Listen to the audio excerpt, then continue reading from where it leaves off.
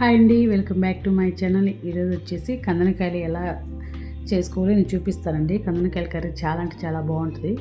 So ఇప్పుడైతే ప్రాసెస్లోకి వెళ్దాం, స్టార్ట్ చేద్దామండి. నేను ఇప్పుడైతే ప్రెషర్ కుక్కర్లో చేస్తున్నానండి. ఆయిల్ వేడెక్కినాక చెక్క, మొగ్గ, యాలకులు, కొంచెం షాజీరా వేసుకొని వేయించుకుందాం. నెక్స్ట్ పచ్చిమిర్చి, ఆనియన్ కూడా వేసి వేయించుకుందాం. బ్రౌన్ కలర్లో వచ్చేదాకా వేయించాలండి. చూస్తున్నారు కదా, వీడియోలో చూపించే విధంగా అయితే ఫాలో అయిపోండి. ఇప్పుడైతే అల్లం వెల్లుల్లి పేస్ట్ అయితే యాడ్ చేద్దాం. కొంచెం పసుపు వేద్దాం, ఒక చిటికెడు వేసేసి పచ్చివాసన పోయే వరకు ఉంచుకుందామండి. అల్లం వెల్లుల్లి పేస్ట్ పచ్చివాసన పోవాలి, లేదంటే కూర అంతా ఇంకా పచ్చివాసన వస్తూనే ఉంటుంది. సో ఇప్పుడు ఏం చేద్దామంటే ఒక టమాటో అయితే కట్ చేసి వేసానండి. కొంచెం మగ్గనిద్దాం టమాటో. సో ఇప్పుడు మూత తీసి చూద్దాం, టమాటో అయితే మగ్గింది. ఇప్పుడు ఏవైతే ఉన్నాయో కందనకాయలు అయితే వేసేద్దాం. కొంతమంది లిజర్డ్స్ అంటారు, కొంతమంది కందనకాయలు అంటారు. మనం మామూలుగా అయితే గిన్నెలో వేసి వండుకోవడానికి ఎక్కువ టైం పట్టింది. అదే ప్రెషర్ కుక్కర్ అయితే ఒక 10 కూతలు అయితే అయిపోద్దండి. చూసారు కదా, కొంచెం అయితే సాల్ట్ వేసాను, ఒక స్పూను. అదేవిధంగా ఈ పౌడర్ కూడా వేసానండి, సమ్మర్ పౌడర్. ధనియాలు, జీలకర్ర, కరివేపాకు కలిపి దంచిన కారం అండి. మళ్ళీ కారం కూడా వేసేసాను. ఈ సమ్మర్ కారం చాలా బాగుంటుందండి, వేటిలో వేసిన సూపర్ టేస్ట్ వస్తుంది. నేను ఒక వీడియో అయితే చేస్తానండి సమ్మర్ కోసం అని చెప్పి.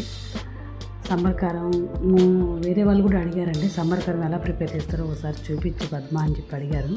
తప్పకుండా చేస్తాను. నేనైతే వేడి నీళ్ళు పోస్తున్నానండి. చన్నీళ్ళు అయితే కొంచెం టైం పట్టింది కదా, వేడి బాగా కాలుతున్నాయి. బాగా పోసేసి ప్రెషర్ కుక్కర్ మూత అయితే పెట్టేద్దాం. ఒక 10 విజిల్స్ అయితే సరిపోతాయండి.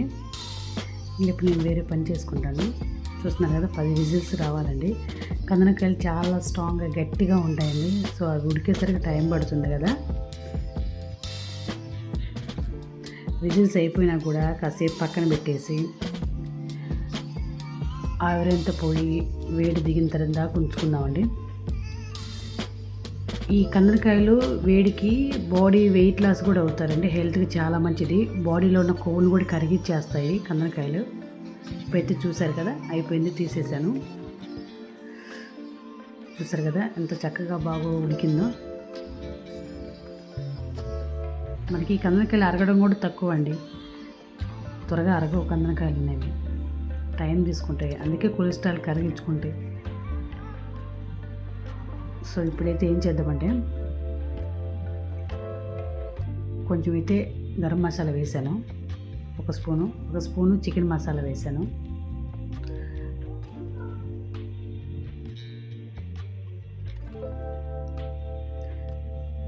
ఒక స్పూన్ అయితే నేను గరం మసాలాలన్నీ కలిపి వేసినవి, చెక్క, మొగ్గ అవన్నీ కలిపి పొడి చేసుకుని అయితే వేసానండి. చాలా బాగుంటుంది, టేస్ట్ చూసుకున్నామండి. నాకు సాల్ట్ అయితే సరిపోయింది, అంతా పర్ఫెక్ట్గా ఉంది. సో ఇప్పుడు ఏం చేద్దామంటే కొంచెం కొబ్బరి పొడి అయితే యాడ్ చేసుకుందాము. ఎక్కువ కొబ్బరి పొడి వేస్తే మళ్ళీ చప్పగా వస్తుంది కూర. ఇప్పుడైతే స్పైసీగా చాలా బాగుందండి కర్రీ. కొబ్బరి పొడి వేసిన తర్వాత ఒకసారి అయితే టేస్ట్ అయితే చెక్ చేసుకోవాలండి, ఉప్పు సరిపోయిందా లేదా అని. ఎందుకంటే కొబ్బరి పొడి వేస్తే ఉప్పు తగ్గుతుందని చెప్పాను కదండి. సో నాకైతే సరిపోయింది. కొంచెం అయితే మగ్గనిద్దాం ఆయిల్ బయటకు వచ్చేదాకా. నేనైతే కొత్తిమీర, పుదీనాకైతే వేసేసాను.